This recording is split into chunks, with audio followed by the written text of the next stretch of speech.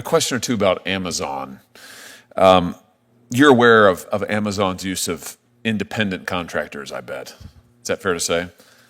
Yes, that's fair. Amazon calls their delivery service partner program, or they should say they call their independent contractors their delivery service partner program, or DSPs. Does that sound? Are you familiar with this, broadly speaking? Yes.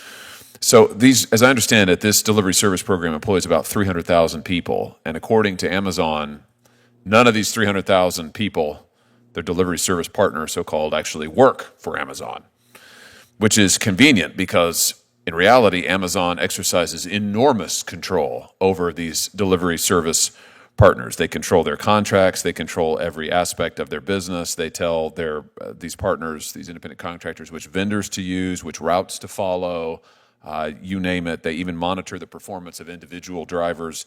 And in some cases, Amazon, unilaterally fire the driver.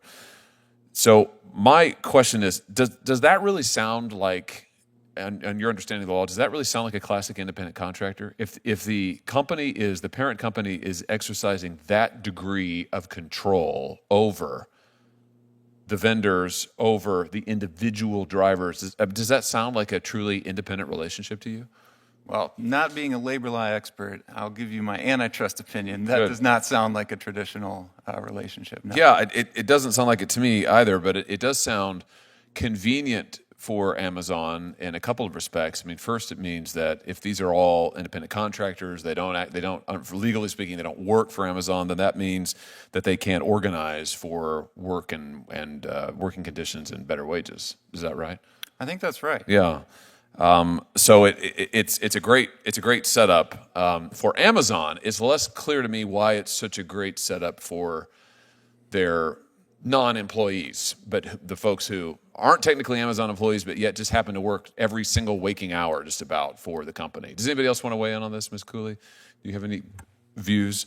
I'm similarly not a labor lawyer, but yes, I can see why that would be concerning. Don't you think that it also gives Amazon an advantage over other companies like UPS? I mean, UPS employs their drivers. They have to be responsive to their drivers. They have to negotiate with them.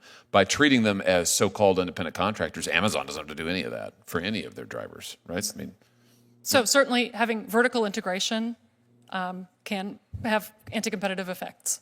let me ask you, while I've got you all here, just on a different subject, just on the subject of healthcare for a second, and pharmacy benefit managers, and speaking about vertical integration.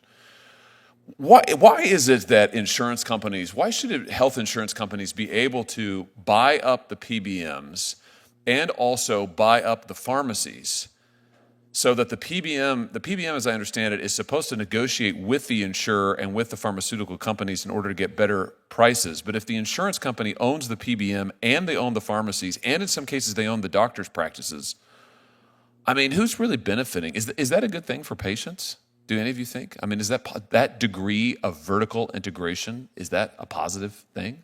No, it's definitely not. I mean, I welcome the recent investigation litigation against PBMs. We need more such investigations about their misconduct. I don't think that the price negotiations are even genuine.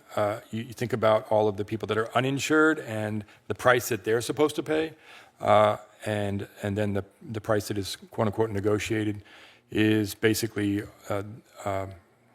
I wouldn't say fraudulent, but basically not truly a representative of what the two prices are. Yeah, thank you for that, Professor Alford. I mean, that states my concerns very aptly. And it just seems to me that from a competition standpoint, if we are allowing this degree of integration in the healthcare market, if the insurance companies can own the PBMs, can own the pharmacies, can own the doctor's practices, in some cases now can own the hospitals, I mean, the only person who seems to benefit from that arrangement is the insurer. It's the vertical integrator.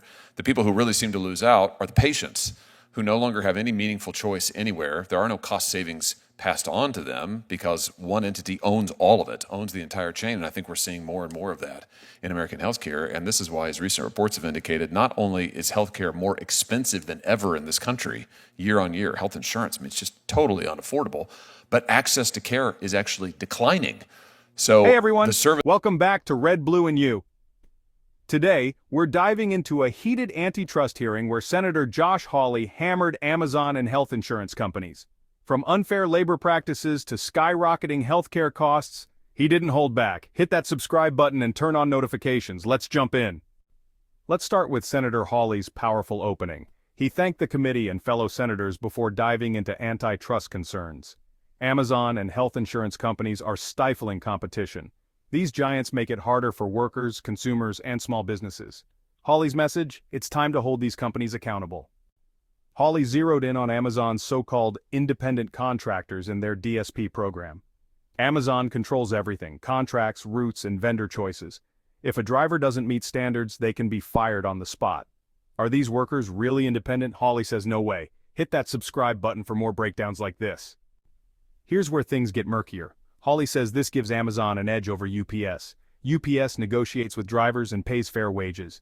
Amazon calls their workers contractors. Is Amazon creating a monopoly by bending rules? Now let's shift gears to healthcare. Hawley didn't just stop at Amazon, he also went after health insurance companies.